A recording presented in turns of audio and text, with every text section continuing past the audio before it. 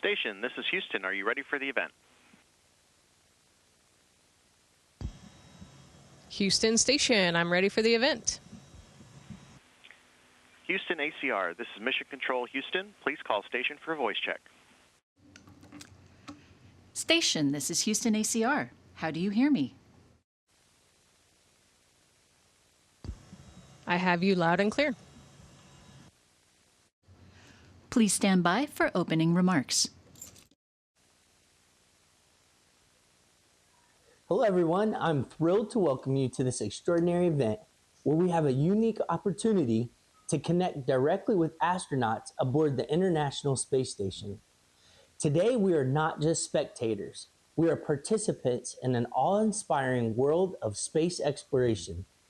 As we embark on this journey, I encourage you to let your curiosity soar and your imagination take flight. Remember, each question you ask is a step towards unraveling the mysteries of the universe. So get ready to be inspired as we bridge the gap between Earth and space and discover the wonders that await beyond our planet. Hey Auntie, my question is, what's the oddest behavior you've had to adjust to while floating around the station?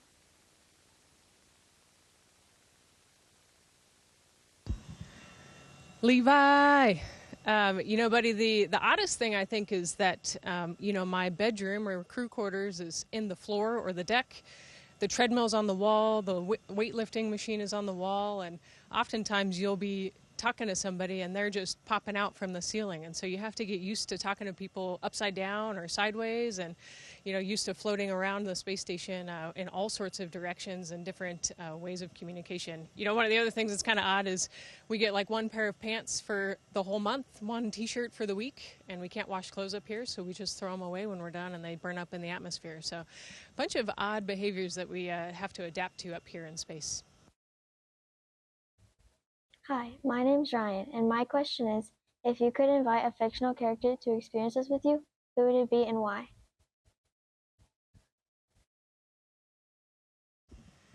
Great question, Ryan. I've thought about this a little bit. I'm not sure. I'm kind of torn. I think Peter Quill would be pretty cool. He's got a cool friend group.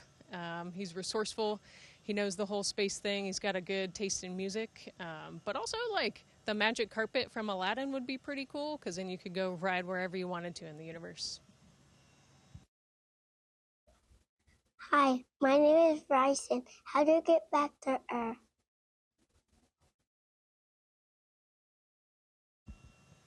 Hey, Bryson. So we came up in a spacecraft called the Dragon. It was launched on a couple rockets, and once the first and second stage rockets were done, we left them behind on Earth or in the atmosphere. And now our Dragon spacecraft is docked right here to the International Space Station, and it's ready to go whenever we're ready to go. So we'll get in the spacecraft, we'll close the hatch, and then we'll detach. It has a trunk on it with solar arrays, so it can provide electricity and it can provide heat and all of the different life support systems that we need to survive. And then it's got thrusters on it, so we do what we call a deorbit burn, and we come back through the atmosphere. Some parachutes will deploy, and then we'll land in the Pacific Ocean. A ship will come pick us up, we'll get on a helicopter to fly to California, and then we'll get on a jet and we'll fly home to Houston. Hi, my name is Jonathan. My question is, what is the most unexpected thought or realization you've had while being at the station?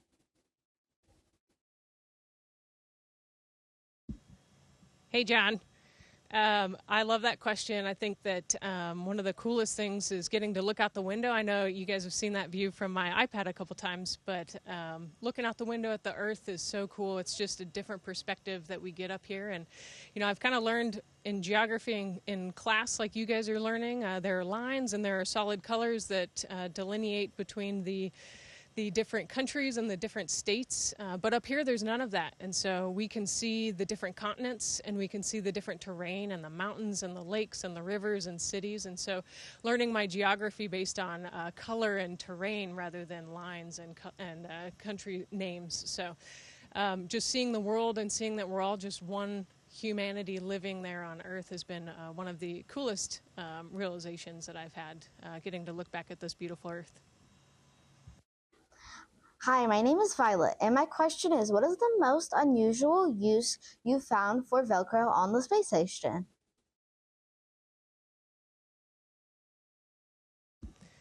Ooh, so Velcro on the space station is used everywhere. You can see I've got some on my pants. I stick everything to my pants if I need to put something down. But recently I lost my spoon, and it floated off into the Russian segment, and somebody found it and brought it back to me. So I put a little piece of Velcro on my spoon so I can keep it next to the table and not lose it again.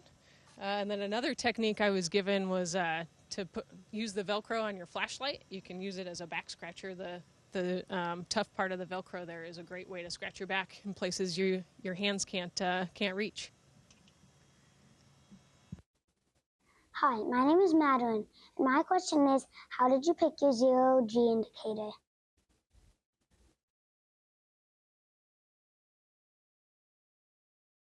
Hey, Maddie girl. So our zero-G indicator, here he is. I brought him with me today. His name's Druk, or Druk. That's the Russian word for friend. And crew 10, the 10 on the wings there, you can see it. We were sitting around the table at dinner one day trying to figure out what we were going to use as our zero-G indicator. Every crew gets to pick their own. And all four of us are pilots, and we all grew up building paper airplanes. And so we started talking about that inspiration, and we kind of also morphed into origami, and we're trying to figure out how to get paper airplane on the spacecraft. And then in the origami discussion, we found out you could order a plush origami. So we've got the stuffed animal here. It's a crane. It's also the international symbol of peace. So Crew 10, we're all about friendship and international cooperation. That's how we all got here. That's why we're on the International Space Station. And so we thought this was a perfect example of who our crew is. And it was a great way to show off that we were in space with our zero-G indicator. And in fact, Maddie, if you or any of your classmates or schoolmates have an idea for a zero-G indicator, you can actually go online and look up the Moon Mascot Competition. It's a challenge to see the Artemis 2 crew. They're asking the world to come up with an idea for their zero-G indicator. So if you guys have any good ideas, look it up online and put it out there, and maybe you'll see your zero-G indicator headed over to the moon. Hi, my name is Oliver. My question is, how does the space station stay in the sky without falling?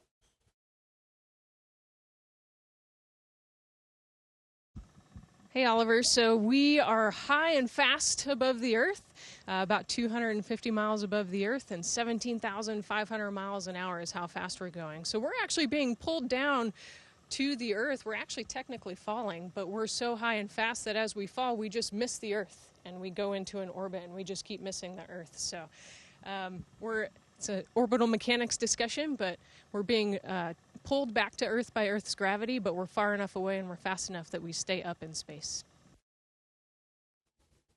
Hi, my name is Hunter, and my question is, have you ever tried to play a musical instrument on the space station, and how does its lack of gravity affect the sound?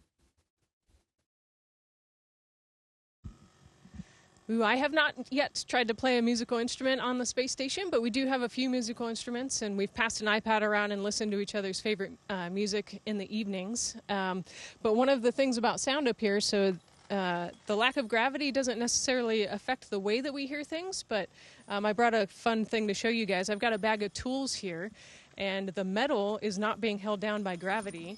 So if you can hear that, when you move the bag around, you've got like your own built-in wind chime. This is with anything that's metal, because they're not being held by gravity, they just move around. So there are a lot of unique sounds up here on the space station. Hi, my name is Jasleen, and my question is, how is your research contributing to advancements in areas like climate science, medicine, and technology that benefit life on Earth?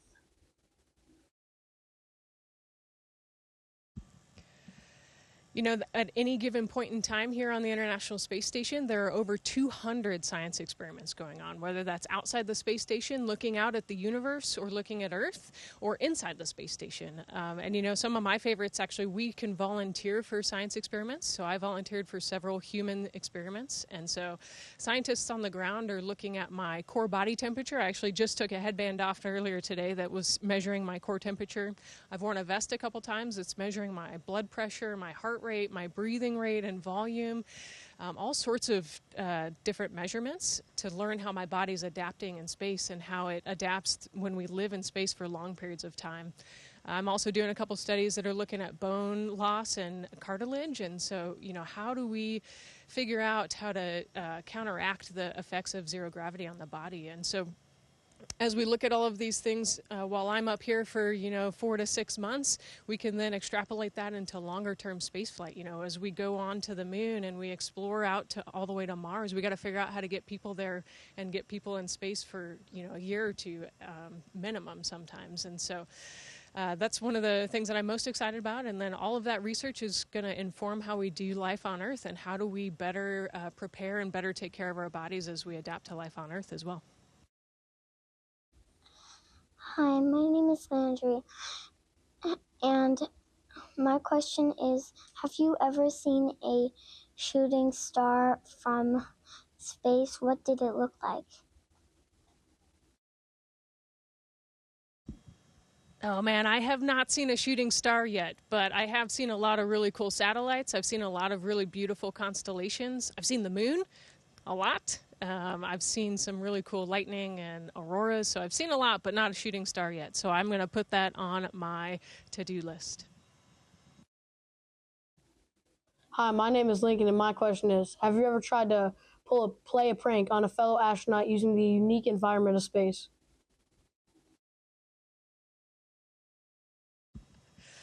Oh man, I love this question. Not yet, but we did contemplate doing one on April Fools, and that was removing a handrail that's popular in Node 1. So as people zoom through the lab, usually you catch yourself on one particular handrail, and if you move that out of the way, somebody could be coming in for breakfast and not have a way to stop. So we thought about it, but not yet. We haven't done one yet. Hi, my name is Corey, and my question is, if you could have a pet in space, what kind of creature do you think would adapt best to zero gravity?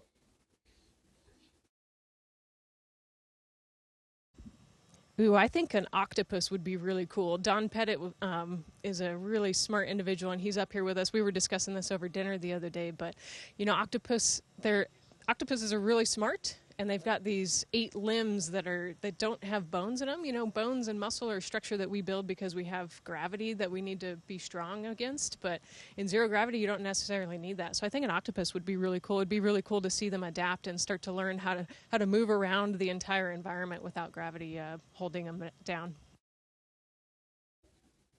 Hi, my name is Aubrey, and my question is, have you ever discovered any particular smells in space, and how do they compare to earthy scents?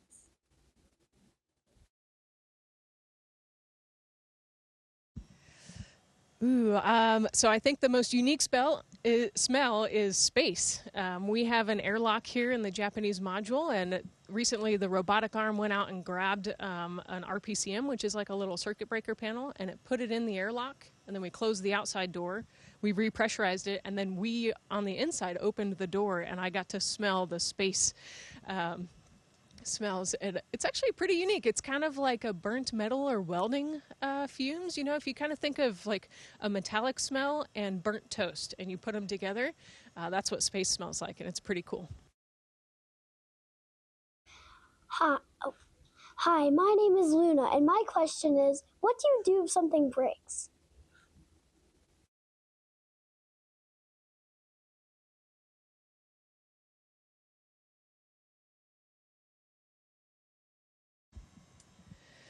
Luna, if something breaks up here, we have to fix it. So we can't call an electrician or a plumber or anything else. So we have a team on the ground that, they have the same parts and pieces on the ground, and they kind of figure out a procedure on how to fix it. They'll send that up to us, and then we'll work with them on fixing things. So I've worked on the ventilation system here. We just swapped out a part on a spacesuit today. So there are all sorts of things that we fix on a daily basis. The astronauts are the ones who maintain the space station.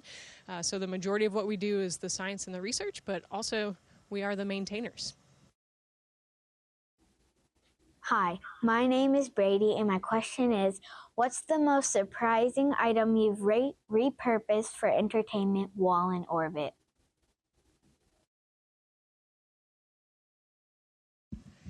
Ooh, I actually think that we answered that today. I brought it with me. So all I have here is just a clean, dark t-shirt. And actually, this is a great example of the ground team. We needed to see if the airflow that we were getting was clean. So we put this t-shirt on the end of an air duct, and then we let it blow air onto the t-shirt for about 3 minutes. And then we removed the t-shirt to see if there were any particulates or any debris or anything that we needed to be worried about in order to make sure the air was nice and clean while we fixed that spacesuit today. So just imagine like a random t-shirt repurposed to fix a spacesuit today. Hi, my name is Emerson. My question is, can you see the same rainbow that we can see from Earth?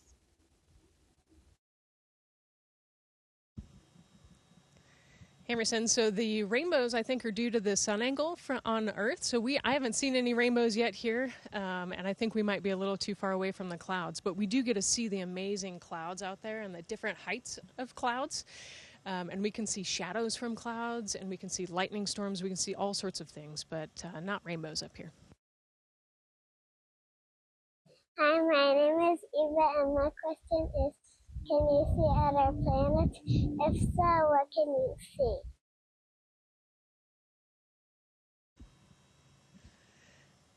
So without a telescope, we can definitely see other planets up here, but it's a similar view to what you guys have on the Earth. The other planets are so far away from us, they still show up as kind of small dots. So if you wanted to see the real details of a planet, you would have to get a telescope out even up here on the space station. You know, we're 250 miles away from you guys, but the planets that you might want to see are hundreds of thousands of miles away. So you got to look real hard through a telescope to see details on planets.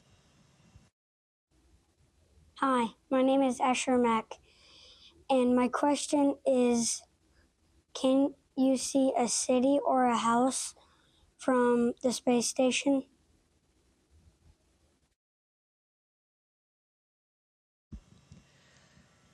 Yeah, so actually we can see cities, especially at night. All of the big cities show up really cool. We can see their lights from the cupola or from the window in the lab. And then also during the day, we can kind of see the cities. And then if you get a big telephoto lens out on the camera and zoom in really far to the Earth, you can see individual buildings. But so you could take pictures of those things. But just with your eyeballs, you can see kind of like the coastline. And for example, I saw Tampa just the other day. We flew right over Tampa, and I was able to see Tampa from the space station. And then I zoomed in with a camera, and I was able to see the Air Force Base that's right there, and the city and the different buildings. So pretty cool. Hi, my name is Roran, and my question is, what is the weirdest question you've asked yourself while being in space? Oh man, the weirdest question I think is, where am I? You know, on the first night when we slept in the Dragon spacecraft, I woke up and I felt like I was falling and I had no idea where I was. And then the second night when we were here in the space station, so my first night on the International Space Station, you know, like I said, my crew quarters are in the deck or on the floor. And so I had to get up and go to the bathroom in the middle of the night. And when I got up, I started to go to the bathroom. But as I was moving along the handrails, I realized I didn't recognize where I was because I was on the wall. And I had always been going on the deck. So I was at a completely different place and completely disoriented. So I've done that a couple times to myself where I get a little disoriented because your brain is still trying to figure out what's up and down and where you're at. And, you know, like I told Levi earlier, you know, people are on the wall, they're running on the wall, and it's just tough for your brain to get right. So it takes a little while for your brain to adapt. So I think the weirdest question is just, where am I?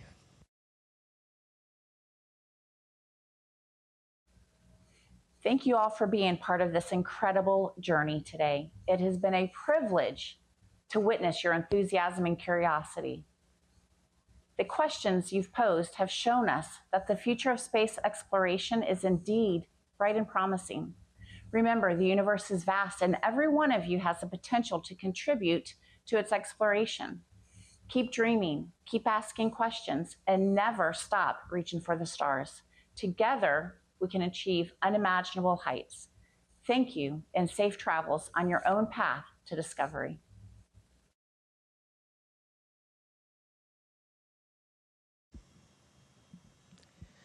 And thank you to Academy at the Farm for letting me be a part of your afternoon today. Thank you, Ms. Cantwell and Mr. Borders, for organizing this. And thank you to all of the students at Academy at the Farm. I got to learn a little bit about Jonathan, Levi, and Maddie's classmates and schoolmates today, and I loved all of your questions, some amazing, thoughtful questions and creative questions. So hopefully you guys learned something, and as I prepared for this, I also learned something, and you know, it's an exciting time to be in space flight, an exciting time to be on the International Space Station, so keep your minds open, work hard, and go explore. Station, this is Houston ACR. Thank you. That concludes the event. Thank you to all participants. Station, we are now resuming operational audio communications.